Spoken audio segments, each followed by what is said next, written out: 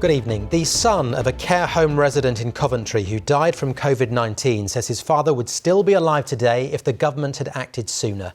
A new report by a committee of MPs found the government made serious errors that cost lives. The MPs did, however, also offer praise to the government for its support for the search of treatments and the rollout of the vaccine. Our reporter Lewis Warner has been looking at today's findings. 85-year-old Rex died of COVID-19 at his care home in Coventry. His son believes if the government had acted faster, he might still be alive. Today, a joint committee of MPs agreed with him. Their report saying serious errors and delays at the hands of the government and its scientific advisors cost lives. Absolutely devastating to hear this news today, which confirms all my thoughts, all of our group's thoughts in how damning this pandemic was. If this country only locked down earlier and if our government took heed of the warnings coming from Europe, I have no doubt my father would have been with us today. Some of the report's key findings include declaring the regional tier system as confusing and not good enough at preventing infection spreading. It says if more stringent social distancing measures were adopted during the autumn, that could have reduced the seeding of the Alpha variant. And that the test and trace system was slow, uncertain and often chaotic, and it severely hampered the UK's response to the pandemic. It was criminal, disgraceful behaviour that caused serious harm. The committee gathered evidence by speaking to key figures involved at the time decisions were made, including this explosive day of evidence by the Prime Minister's former advisor, Dominic Cummings. At this care home in Sturchley, they know the pain of loss all too well. Over the course of COVID, 5 residents died. For the care home manager, today's report makes for hard reading. They were severely unprepared, expecting perhaps a flu epidemic rather than anything similar to that we'd seen before with SARS. And I think we lost far too many people at the beginning because I don't think we locked down soon enough. There was a sort of fatalism about COVID that, well, we weren't going to be able to stop it. And so it was a question of when we should best time the lockdown. And we didn't. And the behavioural experts thought that people wouldn't stand for a long lockdown.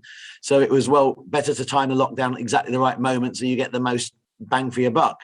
We now know that people were incredibly compliant. The efforts of the British people, the people in the West Midlands, the people in my constituency of Newcastle-under-Lyme were amazing.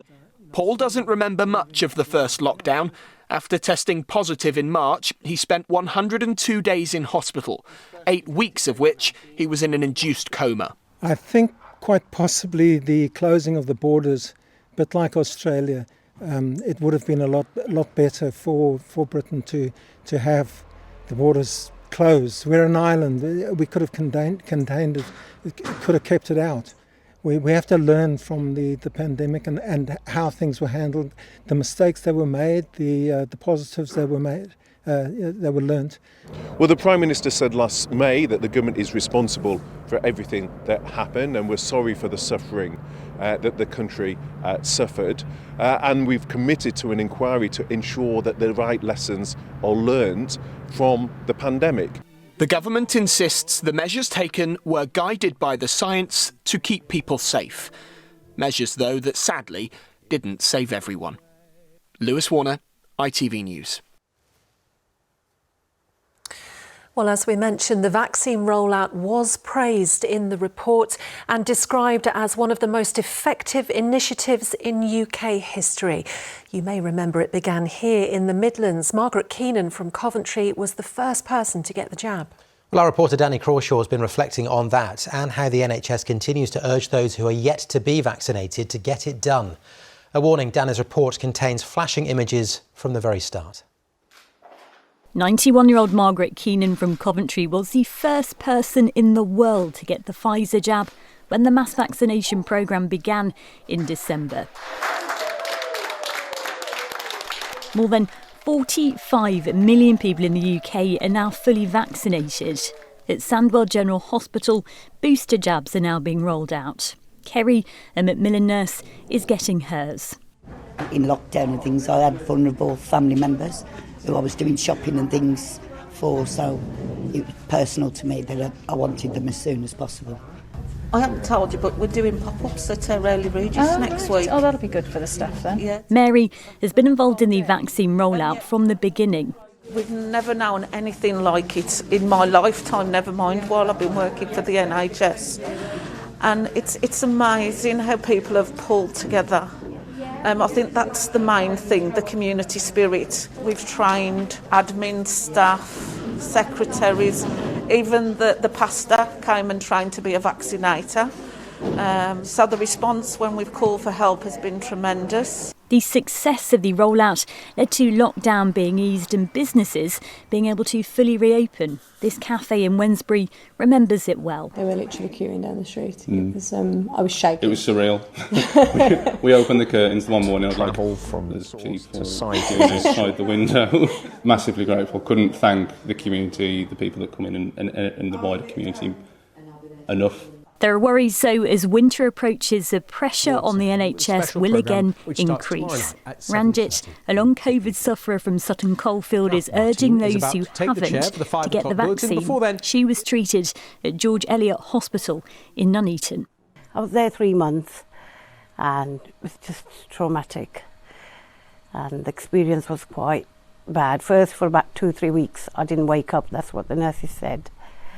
And after that, I could see, but then there was lots happening around me, people dying and all sorts, so you'd never forget that experience. I'm pleased I'm here to tell the tale, but basically I still get very breathless. I've got scarring on my lungs, which I don't know, with all the checkups I go to, how long it'll take for them to go or what, but I'm not the same person anymore. The message to the public is please go and get your vaccine. It will help the pressure on the NHS through winter and we can be there for them then. Whereas I think if people don't choose to have that vaccine, what you have to think about is if you need hospital care and we're busy, we can't provide everything we want to provide all the time. It's hoped the success of the vaccine programme will continue, that the NHS through the busy winter months isn't overwhelmed. Danny Crawshaw, ITV News. Well, there'll be more reaction to the COVID report on the ITV Evening News, which is after us. With the details on that and other stories, here's Mary Nightingale. Coming up at 6:15 tonight, the scathing report into the government's response to the coronavirus pandemic. We will have details and reaction. The Queen walks with a stick as she celebrates 100 years of the Royal British Legion. And could it be you? Countdown to the biggest lottery jackpot in British history. Would you join me for those stories and more at 6:15? Well, before that, let's get a roundup of the rest of the day's news. And a doorman who was racially abused and spat at outside a pub in Birmingham says incidents like it have become commonplace. 26-year-old Tristan Price was speaking to ITV's Good Morning Britain as Home Office figures show hate crime in England is at its highest ever level.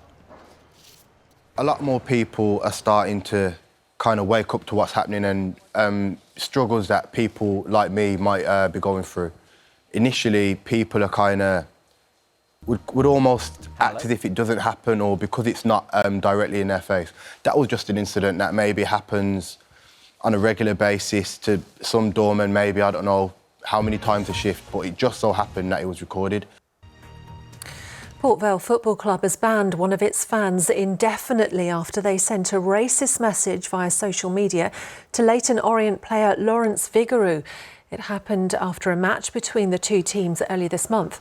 After seeing the message, the club began an investigation and contacted the player to apologise. The supporters' ban is effective immediately, pending the outcome of a police investigation. A strip club in Birmingham has been told it can reopen after councillors overturned the suspension of its licence following allegations of a rape involving up to 4 men. The Rocket Club on Broad Street was subject to an urgent licence review last month after police were called to the club following reports that a member of the public had been raped. Today the suspension was overturned following a legal challenge. A man arrested on suspicion of rape is currently on bail while inquiries continue. Plans that could see radical changes to how people travel around Birmingham have been approved by the City Council. It voted to adopt a new proposal that could see the A38 underpass closed to cars, although the council says there are currently no firm plans for that to happen.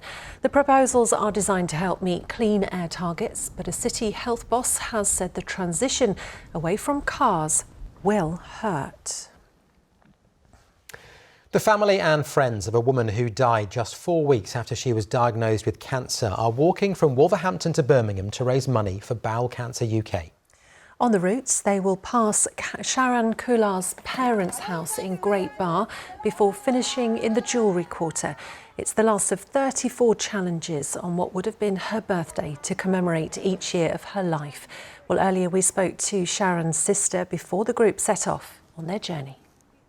We're starting here in Wolverhampton, where Sharon used to live, through to Great Barr, where Sharon was raised, and then finishing off in Birmingham City Centre. So totalling 35 kilometres, each kilometre for a year of her life. And hopefully she's with us, and with every step we take, she'll be with us. She'd be very proud, I'm sure. Yeah, absolutely. And good luck to them. Now, a 16-year-old boy from Birmingham who's helped to get more than 80,000 people learning British Sign Language over the last year has been given a Points of Light award by the Prime Minister. Yes, Tyrese Dibber has Charge syndrome, a rare genetic disorder which affects his sight and hearing. Well, the award recognises a person each day who's made an outstanding contribution to volunteering in their community. Congratulations to him on his fantastic award, of course. Absolutely. Right, let's have a look at what the weather's doing, shall we, with the forecast now. Here's Des.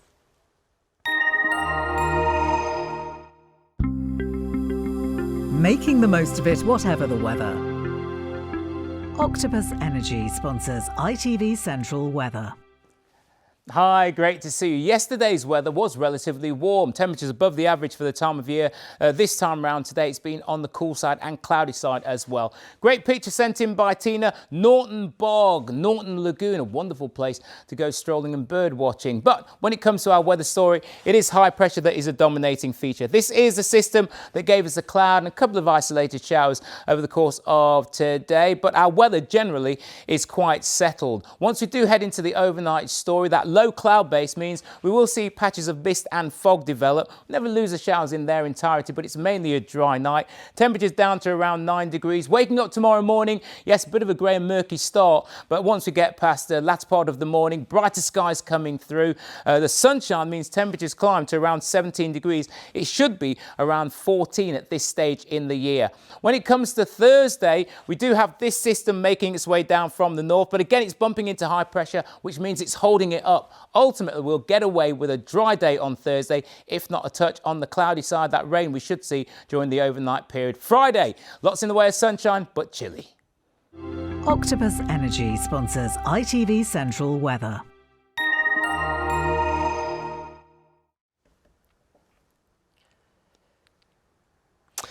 Now, just quickly before we go this evening, the Queen's baton for the Birmingham 2022 Commonwealth Games is continuing its journey around the globe.